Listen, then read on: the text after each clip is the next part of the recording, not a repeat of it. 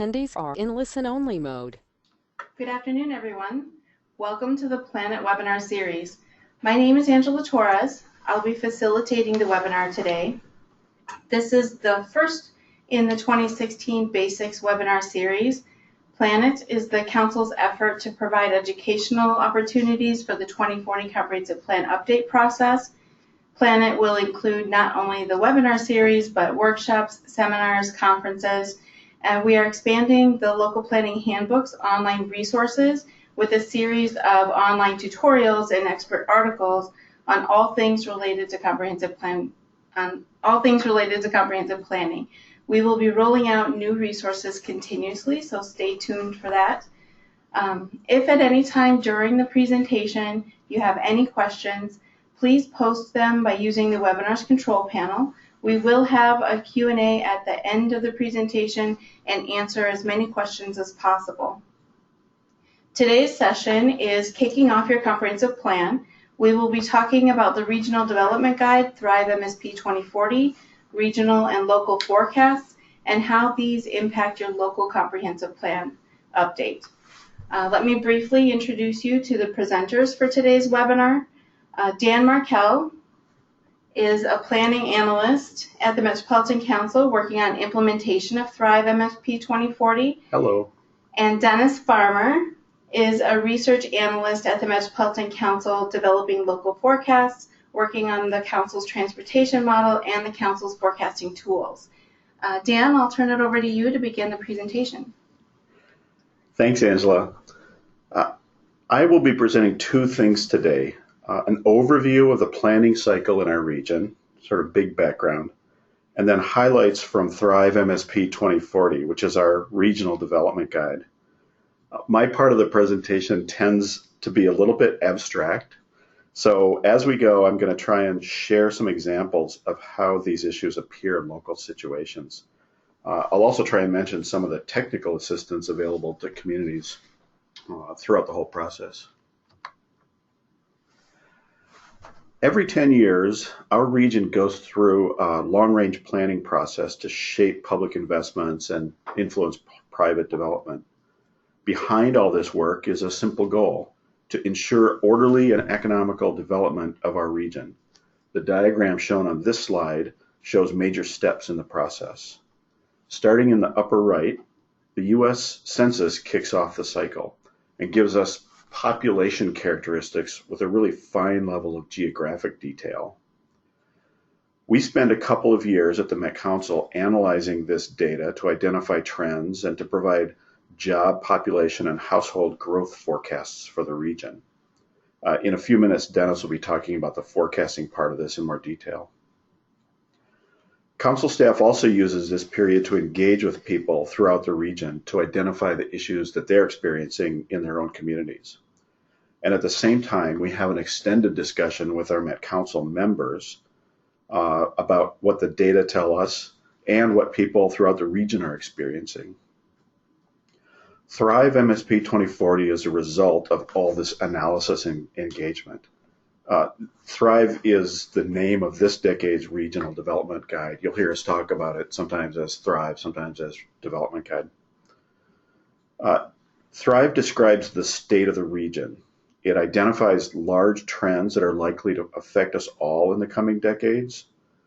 It sets the Met Council's approach to addressing these trends, and it guides the regional systems and policy plans. The system and policy plans are documents we write. They describe in detail how the Council will move forward with its own operations, its own investments, and its own planning activities. And they also, for everyone here, they also directly inform the comp plan requirements in each community. After all that planning work is done and those documents are written, system statements come next. Each community received a system statement last fall. The system statements explain in detail how all the policy and system plans impact local comprehensive plan requirements.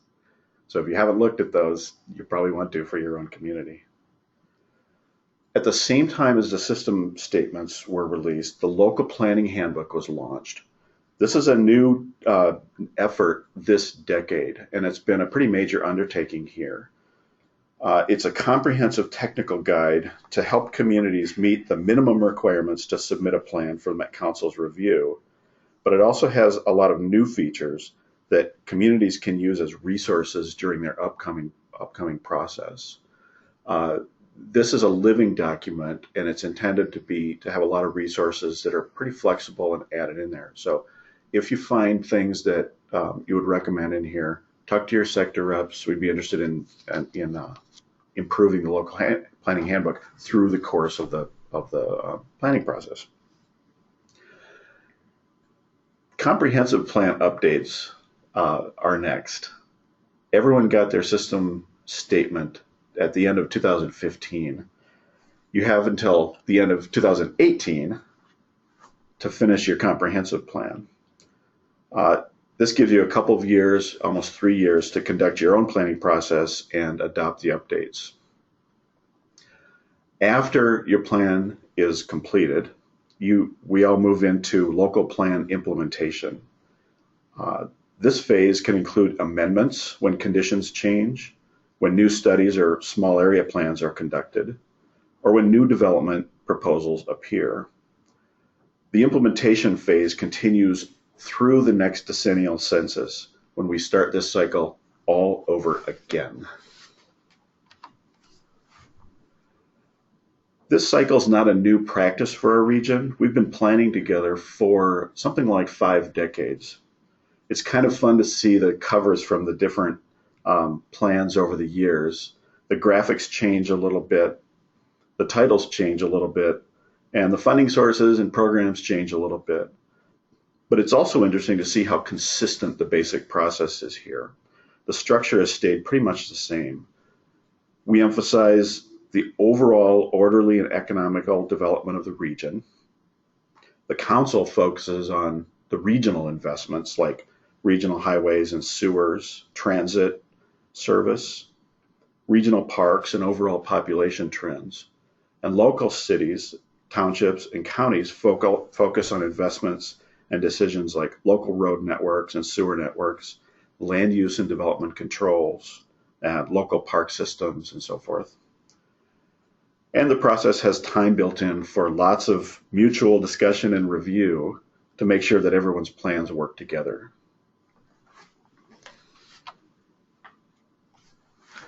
In the current decade, a number of trends are converging that affect us all.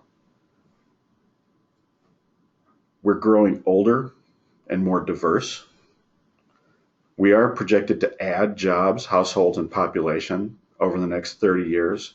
We're looking at increasing something like 783,000 residents between 2010 and 2040. For a little perspective, that's about 75% of all the forecast growth in Minnesota, the population growth. So there's a lot of, that's good news. We have a vibrant region that's attracting residents, and we have something that we can actually manage going forward. I mentioned we are growing older and more diverse. I'll talk about that in a minute. Environmental issues are becoming more pressing. We have continuing surface water quality and groundwater quantity issues that require attention. And some new things. We're seeing things that like more intense weather events that can threaten infrastructure and private property. So these are things that change over the course of 5 decades that we're having to face now. Economically, our region is increasingly competing with other regions for businesses, capital, and talent. So we have a slightly more competitive role as a region than we have in the past. And underlying all of these pressures, constrained fiscal resources means we have to do more with less. One note, these are all big trends for the region as a whole. They're large numbers, but they do press on each community in various ways that comprehensive plans can take up and address. For instance, one of our trends I mentioned is aging. Our population will be getting older between 2010 and 2040. You can see on this slide the 65 plus age group increases from 1 in 6 households in 2010 to 1 in 3 households in 2040. Cities might want to do a lot of thinking about that in their comprehensive plan process. Take a look and see what your community is projected to do in terms of aging. Will an older population affect housing needs in your community? If residents want to remain in your community but not in their existing home, is there even a place for them to move? These older households, we're typically talking about smaller households, a lot of single-person households, and we want to make sure that residents have options in every community to live in. Are there opportunities to add more housing choices? And if people move out of your existing housing, who's going to buy the next? Who are the next buyers for those homes? Quite apart from housing, what services or amenities might an older population need or want? These are all things that your community can discuss in your comp plans. Similarly, our population will diversify between 2010 and 2040. On this slide, you can see those blue bars at the bottom of these columns. That's the white population. The white population remains almost the same size between really 1990 through 2010 into 2040. But the percentage of people of color in our region will grow from 9% in 1990 to 24% in 2010, up to 41% in 2040. So this is a shift that really this round of comp plans is seeing strongly for the first time. It's kind of a new dimension in our region. What new markets might appear in this population shift? Do cities have housing, parks, and services that meet the preferences of a diverse population? Will travel behavior change? You can ask all kinds of questions. This is just a fundamental shift to prompt that kind of discussion in your comp plan. And so as you proceed in comp planning, you're welcome to use all this demographic information, all this data, numbers that we've analyzed to prompt discussions in your communities. Here's a plug for the local planning handbook. It has lots of resources and references to help your community through discussions about your own particular situation. During the development of Thrive MSP 2040, we held meetings and events throughout the region over the course of about 3 years. Some meetings were small and some of them were large. We had listening sessions that were kind of small discussions with council members. We had tabletop discussions that were formatted and some big, broad open discussions. We brought our facts and figures into these discussions, but mostly we asked residents what issues they were facing and what the region should pay attention to. Kind of if they were creating a regional plan, what should we really be paying attention to?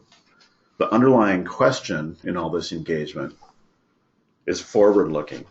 What kind of region do we want for our children and for those who come after us? And then following that, what should we be doing to achieve it? These discussions got a little expansive over time, and they were great fun. But very interestingly, no matter where we were in the region, we started to hear the same big themes over and over, no matter what community we were in. The local language and examples varied a little bit, but the same big ideas seem to be pressing on everybody's mind when you zoom out to the regional scale. These messages fell into several categories, which we used for the basic structure of Thrive. Thrive's organized around 5 outcomes and 3 principles. In other words, these are the things that people told us throughout the region that we should be holding as important for our future. Our first outcome, stewardship, means responsibly managing the region's natural and financial resources and making strategic investments for the future. At the council, this means things like tending our wastewater and transit infrastructure and ensuring public money is used effectively. In local communities, this could mean prudent financial management, protection of natural features and character, and judicious investments in infrastructure. Prosperity is our second outcome. Prosperity means fostering regional economic competitiveness by investing in infrastructure and amenities that attract and retain successful businesses and a talented workforce. The council's role in prosperity is focused on balancing infrastructure investments across the region to create great locations for businesses and for their employees to succeed. Local communities' role in this could mean understanding the assets and roles of the community in the overall economy, what you are well positioned to do, and how your land use and amenities can leverage those assets. Our third outcome is equity. Equity connects all residents to opportunities and creates housing, transportation, and recreation options for people of all races, ethnicities, incomes, and abilities, so all communities share in the opportunities and challenges of growth and change. At the council, this means using our investments and our influence to ensure that there's real choices and opportunities for all residents. In a local community, this could mean a land use element that ensures housing opportunities, or a comprehensive plan process that includes a full cross-section of the community in decision-making. Equity is kind of a new topic in the region this decade, so there's been a lot of attention on it. We found it's a really useful lens to think through our process here at the Met Council, and we think it'll be useful for local communities too. Our fourth outcome, livability, focuses on quality of life and opportunities for healthy, active living. At the council, this means things like investing in regional parks and trails, ensuring transportation makes healthcare and education locations available, and aligning resources to support vibrant and local walkable places. For local communities, this could include things like talking about your community recreation programs, what kind of local sidewalk networks you might have, healthy and secure housing, and the underlying culture in your community. These are all things comp plans can address. Our fifth and final outcome is sustainability, which to us means protecting our regional vitality for generations to come. At the council, we do this by promoting the wise use of water through conservation and reuse, increasing the energy efficiency of our operations, and providing information and technical assistance to support local governments' consideration of things like climate change mitigation, adaptation, and resilience. At the local level, sustainability could mean energy efficiency programs, sewer inflow and infiltration reductions, and things all the way up to climate action plans, which some communities have already undertaken. Our principles, our Thrive principles, are things that we have said to ourselves, ways that we are committed to working to achieve the Thrive outcomes. Integration means we're going to work together inside the council. Collaboration means we're going to work with people throughout the region. And accountability means we're going to measure our progress to improve over time. One thing you might be interested in taking a look at, in Thrive, we grouped communities based on similar age of development, similar urban form, and similar shared planning challenges. We've used these community designations so communities can find policy guidance that applies to them. You'll find this throughout Thrive and throughout the policy guidance that's there. The community designations are broken down into kind of two main sections. The Metropolitan Urban Service Area, this is really where sewers exist or are getting ready to exist. And then the Rural Service Area, where the sewers exist maybe in rural centers, but they tend to be land that's more rural and agricultural. The second half of Thrive contains land use policies specific to each community designation. So find your community designation, go to this section of Thrive and you'll find the land use policies that apply to you. Community designations help establish the land use expectations, including overall densities and development patterns. The Thrive policy summaries outline the respective roles of the council and the individual communities, as well as identifying strategies for planning for forecasted growth. These summaries, the Thrive policy summaries, can be found on your community page of the local planning handbook. So that's a lot of material to cover as a kickoff, a background. I just want to leave you with some sense of how it all adds up together. Remember that circle diagram we had at the beginning with all the different steps? This diagram shows how all the different plans kind of work together. The Thrive is sitting at the top of this diagram with the policy plans directly underneath it. Together, you'll hear us refer to that as the Comprehensive Development Guide. That's work that we pretty much do in-house with a lot of local advisors. The next, the big green bar in the middle, represents the system statements and the kind of assistance that's being developed to help you with your community.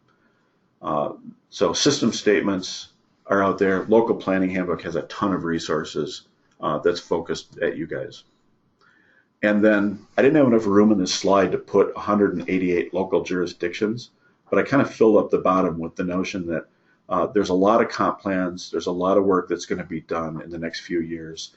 I'm guessing that listeners to this webinar will be involved in those comp plans, and we stand ready to help with the Comprehensive Development Guide, the system statements and assistance to help you get your local jurisdiction comp planned up. As we go, I'm just going to say your first call for help is the sector rep for each community. They can steer you to the right people, the right resources, whether it's the Comprehensive Development Guide, the Local Planning Handbook, your local pages, or specific policies or people. Feel free to use the webinar chat box to ask any questions you have. As Angela said, we're going to try and get to those during the last part of this hour. Now I'm going to turn it over to Dennis to discuss something much more specific, local forecasts, which is one of the early steps in the process. Thanks, Dan. Hello, everyone. I'm going to talk about how forecasts fit into local comprehensive plans. I'll focus on how we use forecasts, where they show up in plans, and what council staff look for when we review forecast-related materials. I'm also going to talk about how communities might use comp plans to request a local forecast change. As Dan mentioned, forecasts are one of the things that kick off the regional planning cycle. As stated in Minnesota law, population, household, and employment forecasts are included in the Regional Development Guide and Regional Systems Plans. We use these forecasts to help us evaluate if our system plans provide the levels of service and the location and staging of services needed for future growth patterns. To ensure that we're on the same page with communities regarding our regional system plans, we request communities use these forecasts in their comprehensive plans. Now, many of the things I'm going to be talking about here are discussed in greater detail in the Local Planning Handbook and on our community pages. I'll try and highlight those resources as I go along. For instance, you can find your community's forecasts in a couple different places. If you're just looking for your community or a single community, the easiest place would be the system statements or community pages. If you want to look at forecasts for multiple communities or read more general analysis, you could check out the forecast section in the Council's Data and Map section. Links are provided in this slide. In this forecast section, you'll also find more detailed information about the demographic and socioeconomic changes we're forecasting for the region, as well as information about our forecasting methodology.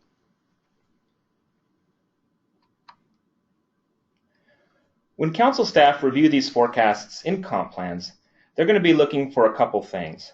First, we'll make sure that forecast-related materials are complete within the document. Does the plan include all the related tables and discussions in the necessary places? Second, we'll look to see if forecasts are consistent. consistency means two things in this case. Are the forecasts within the document consistent with council forecasts and policies? And are forecasts consistent throughout the document? In other words, are communities using the same forecasts throughout their comp plan?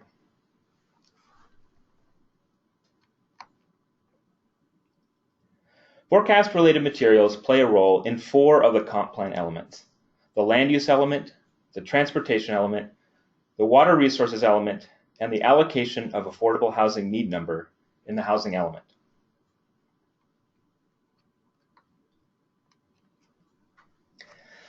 Now the next section, I'm going to go into more detail about the minimum requirements for forecasted related materials in each of the comp plan elements. I say minimum because these are the things we'll be specifically looking for in our review of your comp plans for completeness and consistency. However, we encourage communities to use forecasts throughout the planning process to think about some of the challenges and opportunities they'll face in the coming decades and consider the different ways their long-term forecasts might be useful for comprehensive planning. We also encourage communities to look not just at their total forecasted growth, but to think about some of the demographic changes that occur within this growth, such as the potential for an aging, more diverse population, those things that Dan discussed earlier.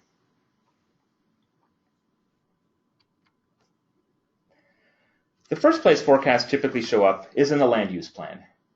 In your land use plan, staff will be looking for a table that includes the 2020, 2030, and 2040 total population, employment, and household forecasts that are used throughout the plan. We'll also be reviewing the land use section to determine if the future land use and density calculations demonstrate that the combination of planned future land use and associated densities can accommodate these growth forecasts. The land use plan also provides an opportunity to demonstrate how future land use plans are staged between each decade to accommodate the forecasted growth rate between 2020, 2030, and 2040.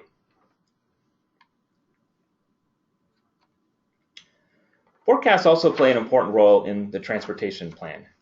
We're all aware that the number of households and jobs and their location affect travel patterns, which in turn influences how we plan our transportation system. Our transportation planners use Transportation Analysis Zone Forecasts, or TAZ forecasts, to consider both the amount and distribution of future growth across the region. TAZs are the zones transportation used to divide up the region in their transportation model.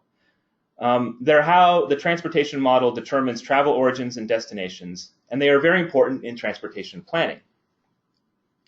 In the transportation plan, communities need to provide a table allocating their growth to the individual transportation analysis zone, or TAZs, that fall within their jurisdiction. At the Council, we've drafted TAZ forecasts for every zone in the region. This involved taking each community's total population, household, and employment forecasts for 2020, 2030, and 2040, and allocating that total among the different TAZs within that community. We've provided these draft TAZ forecasts, but we strongly encourage communities to modify these TAZ forecasts to ensure that your local knowledge and growth visions are reflected in these TAZ forecasts. This is an opportunity for communities to provide their input on how their forecasted growth is allocated across their community and to make sure that this input is used in transportation planning. The only real stipulation is that your TAZ allocation needs to add up to your total forecast, which is one of the consistency checks we'll be looking for in reviewing your comp plan. Depending upon the size of your community and the complexity of its transportation network, you may have a few or many TAZs in your community. Typically, higher populations and more complex street networks mean smaller TAZs. You can get a sense of that in this map, which shows the center and southwest corners of our region to illustrate just how TAZ sizes vary across the region. In this map, TAZs signified by the blue lines are on average smaller and more detailed in urban areas with high populations and dense transportation networks. And they grow larger, moving out into more rural places. So populous areas with dense street networks usually have more TAZs within their community.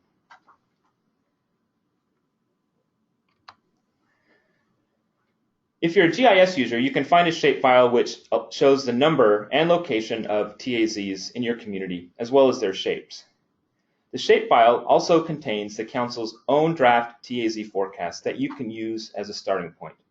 But again, I stress that we strongly encourage communities to review these and make revisions using that TAZ forecast table in the transportation element of your comp plan. The shapefiles can be found at the Minnesota Geospatial Commons using the link shown on the slide. Use the search term shown to locate the shapefile here. The key is to use the official version. There's an official version and there is a legacy version. Be sure to use the official version. The legacy version will be retired in the coming years. So we're asking communities to allocate for the official TAZ version.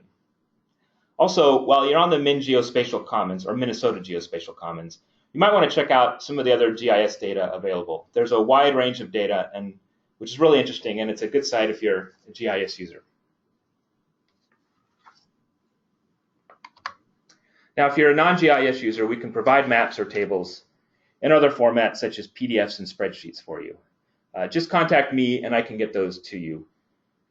And feel free to contact me at the email shown with any other questions or TAZ-related data needs you might have, whether you're a GIS user or not. And my email is shown on the slide here. There's more to come. We're also going to be providing more information on how to allocate your TAZ forecasts during the Transportation Planning PlanIt webinars scheduled for August 2016. So stay tuned for that late summer session to get more information and some tips on how to allocate your TAZ forecasts.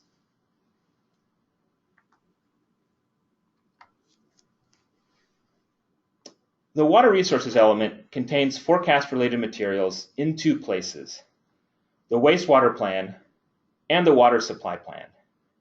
In the wastewater plan, we're looking for a table that breaks down the total forecast into areas served by the regional wastewater system, municipal systems, and private or septic systems. Plans should also be designed to support these different populations.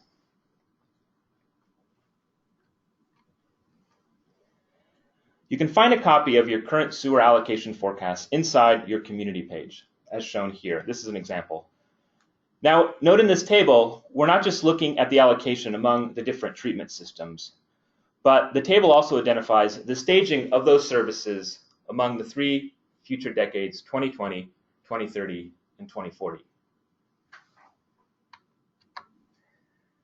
There's another place in the water resources element where you're going to have forecast-related materials, and that's in the water supply plan. The water supply plan should include a table of water demand projections that includes your 2020, 2030, and 2040 total population. You can find this table in the local water supply plan template found at the Department of Natural Resources website. And there's a link here in this slide. Note that there are 2 columns in the table. The one highlighted is the column with your community's total population. The other column designates the actual population served by the municipal water supply system.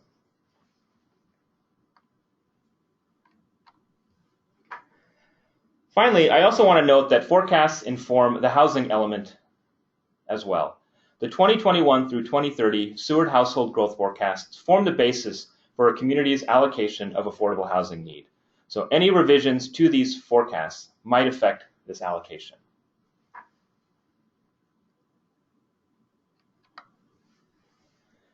In the next section, I'm going to talk about how communities can use their comp plans to request a change to their forecast. This slide provides a quick overview of the process. Communities can initiate a review of their forecasts by including a table of their preferred 2020, 2030, and 2040 population, household, and employment forecasts. And typically, this table would first appear in the land use element, or the land use plan. All other forecast-related materials in the comp plan should be consistent with these preferred forecasts, including your TAZ and sewer allocation forecasts. In other words, if you're going to include a forecast revision in your comp plan, use that same revised forecast throughout the entire document. Staff will then evaluate the forecast revision in their comp plan review using the latest data and any information the community provides in support of their forecast change. And there'll be more information on this later in the recommendations section about the types of information you can provide. Staff will also evaluate whether or not those changes create a regional system impact or departure. Staff will make a recommendation to the Council based on this review in their report on the comp plan to the Council. The Council then acts on the comprehensive plan update or amendment, and forecasts are officially revised once the Council approves the comp plan update or amendment. Those are the basics of the forecast revision process. We have a few recommendations or tips on requesting a forecast change in your comp plan. Perhaps one of our biggest recommendations is to discuss the forecast change with your sector representative ahead of time. This provides communities with a chance to submit any supporting information before you begin changes to your comp plan. It also gives us an opportunity to talk about any questions or concerns before you begin the process of submitting a comp plan. And all of these things could help save you time and effort by cutting down on any revisions or resubmittals that might occur due to forecast revisions. Another important recommendation we have is we encourage communities to provide any information they can in support of their forecast change. Now, I'm going to highlight some of this information or give some examples of information that might be useful in the next slides. Before I do that, I think it might be helpful if I back up a little bit and quickly talk about the basics of our forecasts to help provide a sense of the kinds of information that help us evaluate a forecast revision.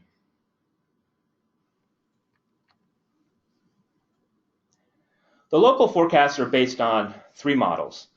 First, we use an economic and demographic model to forecast population, households, and employment for the whole region for those three future decades, 2020, 2030, and 2040. Then we need to allocate this total growth among the different communities in the region. To do this, we use a land use model which projects the supply and demand for new development in different areas based upon how much land is available and the different characteristics of that area. The land use model also uses information from our transportation model to determine the relative accessibility to jobs and households throughout the region, which is another factor our local forecasts consider. This land use model uses a range of data in its forecast of supply and demand, including what development existed at the time of the forecast or the base year, and the latest information we had about surrounding land uses and future planned land uses. And this brings me back to our recommendations.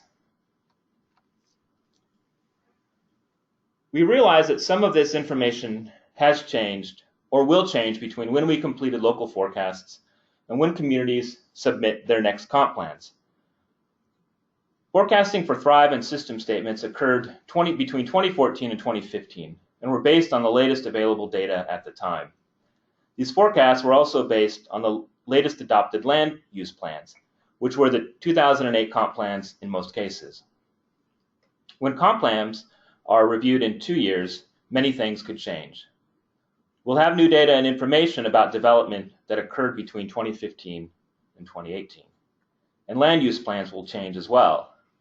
We recommend providing information about these changes when you request your forecast revision, as they can be very helpful and persuasive in approving a forecast revision. You can provide this information within the comp plan as supplemental materials or as part of any discussion you initiate ahead of time of completing your comp plan, as we recommended in the previous slides. To try and get a little more specific, I'm going to quickly give some examples of the type of information that can help when you're requesting a forecast change. For instance, communities seeking higher forecasts might consider providing information about recent developments that wouldn't show up in the census data or the Council's annual building permit surveys. Communities might also want to discuss known developments, that is, development that not permitted or under construction, but that are likely to be built between now and the forecast years. When talking about these things, it would be helpful to get information about where, when, and how much development. For housing units, that could be in terms of, or for residential, that could be in terms of the number of housing units. For commercial or industrial, that could be information about the amount of built space. Discussions of how changes in your latest land use plan and how they might affect expectations about growth would also be helpful. Now, communities that want lower forecasts can provide information illustrating how land constraints might prohibit them from reaching their forecasted growth. For instance, during the Thrive period when we were forecasting, we noticed that some existing uses such as cemeteries or religious institutions might have had a future land use holding guidance of residential, but in reality, they were unlikely to change to different land uses in the future. These could show up as a future residential use, even though they were unlikely to change, leading to an overestimation of how much, quote, new, unquote, residential land use was planned inside a community. Another example were large areas of land guided towards residential that contained sub-areas that were undevelopable. Pointing out these restrictions and these details help us to catch these overestimations and consider a more realistic assumption about future land use available.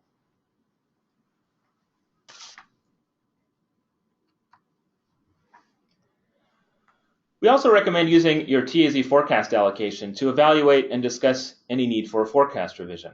For instance, a discussion of TAZ allocation might show how a development or a known development in one TAZ might require a community's total forecast to be raised in order to maintain existing housing or anticipated growth in other TAZs.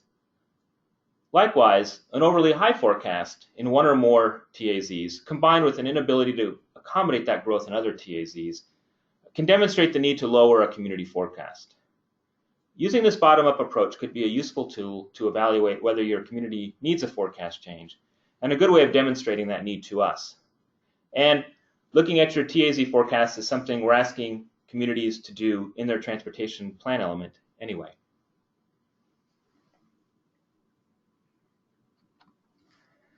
What I just summarized is by no means exhausted, and I encourage you to look at the how to request a forecast change fact sheet located and shown in the link below, or contact us if you have any further questions.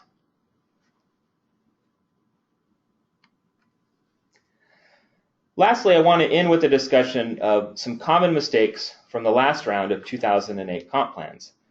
I do this to possibly minimize the number of similar mistakes this time around and hopefully reduce the time communities spend revising upcoming comp plans. One of the most common issues during the 2008 comp plan was having different forecasts throughout the plan, creating internal consistency within the document. Having consistent forecasts is very important, especially when you request a forecast revision. It's hard for staff to know what forecast revision to recommend to the council for their approval if forecasts vary throughout the document. Another common issue we had was tables not adding up to the locally preferred forecasts, such as the sewer allocation or the TAZ forecast, summing to a different total than the community's total forecast. We did have a few instances where communities reused sections from previous comp plans, and these sections may have included the previous planning cycle forecasts, which caused some confusion and inconsistencies, as forecasts have changed between the latest planning cycle and the previous one.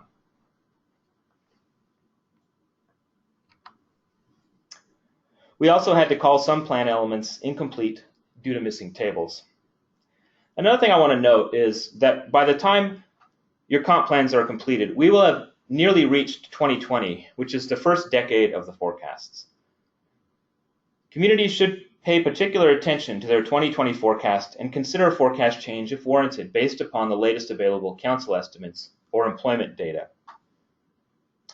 Along those same lines, we encourage communities to look at not just their total 2040 growth forecast in light of the latest data, but to consider if the staging of that growth between 2020, 2030, and 2040 should be revised. Finally, I do want to remind everyone that changing the 2021 to 2030 sewer household forecasts can change your affordable housing need calculation. So please keep that in mind when requesting a forecast change and preparing your housing element. That's all I've got. Thank you, and I hope that was helpful. Don't hesitate to contact me or my colleague here at the Council, Todd Graham, for further assistance. Or if you prefer, you can communicate through your sector rep and direct any inquiries through them. Thank you. Okay. Thanks, Dennis. Thanks, Dan. I have a few things to mention before we move on to questions. Here are a few links to resources that may have been mentioned during the presentation today. The Local Planning Handbook in particular is a key resource for comprehensive plan updates. It's the technical guide for planners as they're working on their updates. The PlanIt page is within the Local Planning Handbook and has the most current information available on upcoming events. We also post notices for other regional events that are informative about comprehensive plan topics. The forecast page has technical information on methodology, census, and population estimates if you're interested in digging deeper into the forecasts. And you can find your sector representatives' contact information in many places throughout the Council's website in the Local Planning Handbook, but this is the main link to on the Council's website. I think we'll just take a few questions now. We have some time. The first question that we received are there any exceptions for submitting a comp plan update after 2018? If it's okay, I'll take that one. We have in the past provided an extension. It's a short extension. If you're not able to submit your plan by the end of 2018, you have to be careful though if you have a grant from the Planning Assistance Grant Fund. The requirements in that grant contract will make you meet that deadline for funding purposes. But in the past, we have allowed for some extension. I'm sure that we will accommodate that again this time, but we hope that you can all meet the deadline. If you're not going to meet that deadline, contact your sector representative. Don't let it be a surprise. Let us know ahead of time. And I hope that answered that question. Dennis, I think most of these other questions are probably for you. The first question about forecasts is, do we have to coordinate our forecast revisions with our neighboring communities? For forecast revisions, no, not specifically. There is the adjacent community review that all comp plans have to undertake, but we're not specifically going to be looking for any coordination with other communities or neighboring communities on your forecast revision. Okay. Next question is, can we see the current population and employment in our TAZs? Yes, in that shapefile that we have on the Minnesota Geospatial Commons, that provides that household population and employment for, I believe it's 2010, and then we've just recently updated those for 2014 if you want to see where those TAZs are at right now. And now those are estimates, so they're observed, they're based on observed data. So you can get those, and we'll be trying to update those in the intervening years so that we'll have more recent data than 2014 in that shapefile by the time you begin the comprehensive planning update process. Okay, thanks, Dennis.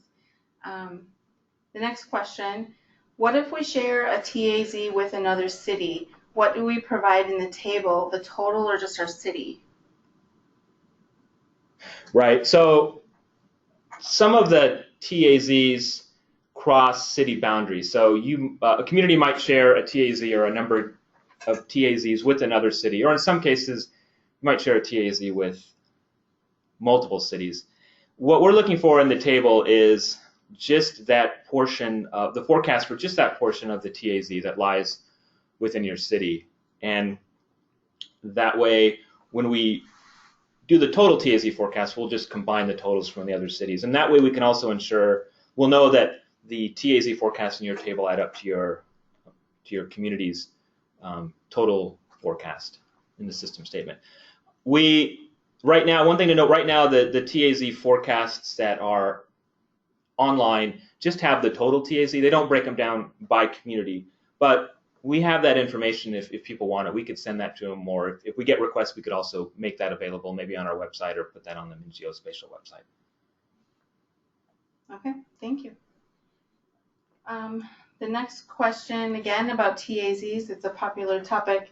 How did the council develop the draft TAZ forecasts? In doing the draft TAZ forecast, we used a couple different sources of information. First, we looked at how communities allocated their TAZs in their 2008 comp plan to see, using the latest land use plans that communities had, how they were dividing up their population, households, and employment based upon their last land use plan. And we took that information, we used that to help reallocate the new forecast to TAZs using some of those same proportions. But we also checked to make sure that what we had in terms of the land use plans, that those forecasts could be accommodated in those TAZs. And we also looked at the latest information we had in TAZs to see how much the TAZ had grown between the last time cities provided their forecasts and now. So it's really a combination of those three things: cities' previous allocation, new information about the population and employment in TAZs now, and the capacity of those TAZs based on communities' last land use plan. Okay, thanks, Dennis. What can we do if we think our household sizes are too low? Right. One thing that we're forecasting across the region are that household sizes, on average, will be smaller across the entire region. And that relates to a lot of those demographic changes that Dan discussed in the introduction: an aging population, more 1- and 2-person households. So we're forecasting that across the region that the household sizes will decrease over time, and that's a regional phenomenon we're forecasting. So if you see it in your community, it's not necessarily a forecast that we think that the composition in your community is going to change relative to the region. It's just something that's happening across the region. So keep that in mind. And when you're looking at your household sizes, you might want to look at how they are relative to the region. So if they're going up or down, faster or slower than the region. And one thing that we look at, or that has an impact on household sizes, is the type of housing in that community. So I think if you wanted to discuss your household sizes, whether they're too high or too low, I would discuss or talk to us about the types of housing you see in your community, in terms of whether it's single family detached, whether it's attached, and to provide that information to us. Yeah, I'd like to add in here too. I like this question because it's really at the heart of some of the pivot that we're seeing in the region, that our demographics are going to be different than they were in the past. And so they're going to require a different and a more kind of complex and subtle discussion about what's the population going to be like, what kind of housing types are going to be necessary, what's going to sell well. These are all things that maybe in past decades, those plans we showed at the beginning, they weren't necessarily that critical of a question. As we start to shift in population, those questions get even more critical, so that we're making investments that help us, I'll say it, thrive into the future. Thanks, Dan. Okay, so we have another question. Maybe we'll move off of TAZs and forecasts for a second.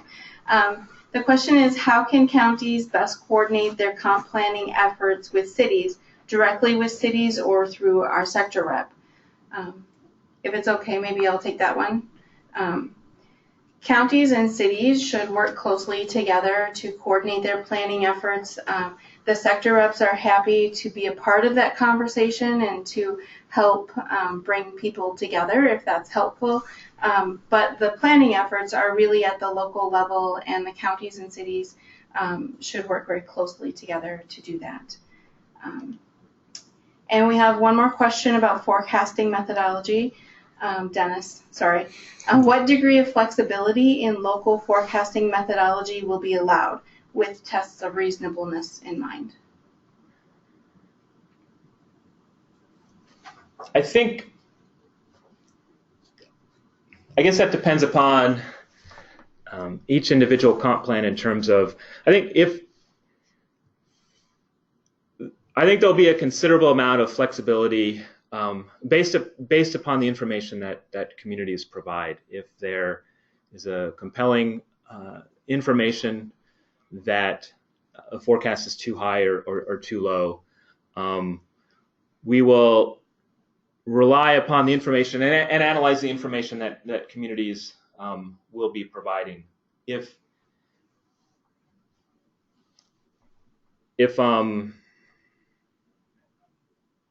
another thing that might affect that would be what the region looks like in 2020. We'll see some changes which will give us an idea, not just if the 2020 forecasts are too high or too low, but will give us an idea going forward. So I would see considerable flexibility based upon the information that communities will provide. If there's a compelling argument, or if there's information that the forecast is looking like it is too low or that it is too high, we will have the flexibility to recommend to the council that they revise their forecasts. Another thing to consider too is whether it has a system impact or a system departure, and that'll play a role as well. Okay, great. I have just a couple of logistics that I'd like to mention for our participants. I passed some information on for some upcoming events this summer.